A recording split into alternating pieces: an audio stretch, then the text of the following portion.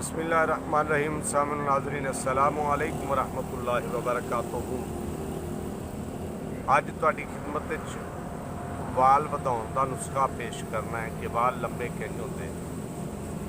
सिर्फ एक फायदा ही नहीं बल्कि इहदे इस्तेमाल करन दे नाल सिर चों खुश्की ते सिकरी खत्म होंदी है ते नाल वाल लंबे होंदे ने। ते एक फायदा यह भी इंशाअल्लाह होएगा कि वाल वध के उहदे चों दो डबल मूँह नहीं निकलणगे।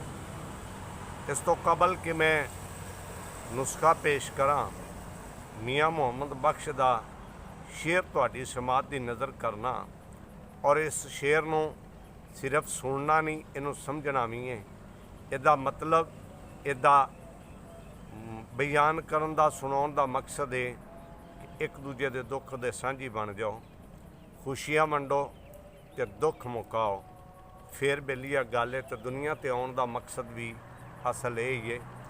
मियाँ साहब फरमांदे ने, दुनिया ते जो कम ना आया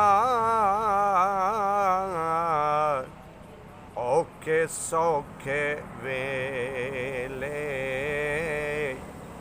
दुनिया ते जो कम ना आया औखे सौखे वेले, उस बेफैज़े संगी नालों बेहतर यारी अकेले, उस बेफैज़े संगी नालों बेहतर यारी अकेले। और तुहाडी खिदमत विच हुण नुस्खा पेश करना। वो तो पहले अज्जा सुन लो। अदरक 20 ग्राम, सफ़ेद प्याज 20 ग्राम ते नींबू अद्धा, मिठा तेल या देसी घ्यो 1.5 पाओ। अदरक 20 ग्राम नूं कद्दूकश कर लो, प्याज नूं भी कद्दूकश कर लो और नींबू दे बिल्कुल तेज़ छुरी दे नाल या ब्लेड दे नाल बिल्कुल बरीक बरीक बमै छिलका टुकड़े कर लो। टुकड़े करन तो बाद इन्हां नूं अलहदा रख लो, अलहदा रखने ने। मिठा तेल या घ्यो कढ़ाई विच या फ्राई पैन विच पा के चूल्हे ते रख दिओ। जदों तेल तिड़कण लग पै, इन्हां चीज़ां दे विचों एक चीज़ चुको, उहदे विच पा दिओ। जदों वो बरियां यानी भुज जाए, जर्द हो जाए, साड़ना नहीं, जदों जर्द हो जाए तो फिर उत्तों दूसरी चीज़ पा दो। जे अदरक पहले पाई है तो फिर प्याज पा दो, जे प्याज पहले पाया तो फिर अदरक पा दो। जदों वो यानी भुज जाए, जर्द जी हो जाए तो फिर उत्तों नींबू पा दे। नींबू जदों भुजे तो बस उतार लो। उतार के किसी छाननी विचों, बरीक छाननी चों इनू पुन के छान के तेल नूं महफूज कर लो। तुहाडा ये वाल वधाउण वाला नुस्खा, ये तेल तैयार है। हुण रह गया इहदे इस्तेमाल दा तरीका। इनू नहाउण तो पहले कम अज कम 1-1.5 घंटा 2 घंटे पहले सिर के अंदर लाओ। सिर में ला के इन जज़ब करो।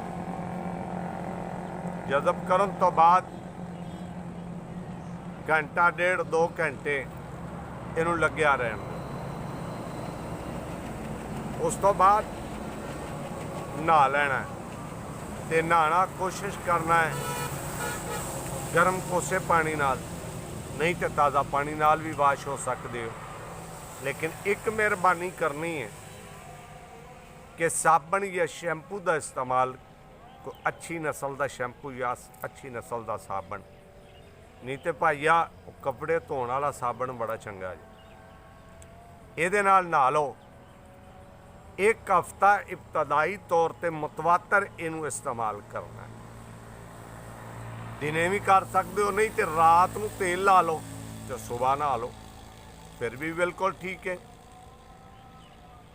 हफ्ते 10 दिन इस्तेमाल करन तो बाद फिर हफ्ते विच 2 बारी ये तेल इस्तेमाल करना है। इंशाअल्लाह अल्लाह दे फजलो करम दे नाल फिर वेख्या जे वाल लंबे किंज हुंदे ने ते खूबसूरत ते चमकदार किंज हुंदे ने, ते फिर वेख्या जे सिर दे विचों खुश्की ते सिकरी किंज खत्म होंदी है। एवें उलामे नहीं देईदे हुंदे, चीज़ बनाओ तो इस्तेमाल करो, फिर वेखो ये फवायद है ने कि नहीं है ने। दोस्तों इंशाअल्लाह कल फिर वालों के बारे च नुस्खा लैके हाज़र होवांगे, और उस तो बाद फिर जिन्हों के सिर तो वाल डिग पे ने उन्हों के बारे च भी अर्ज करांगे। कल तक इजाज़त दिओ। अस्सलामु अलैकुम वरहमतुल्लाहि वबरकातुहू।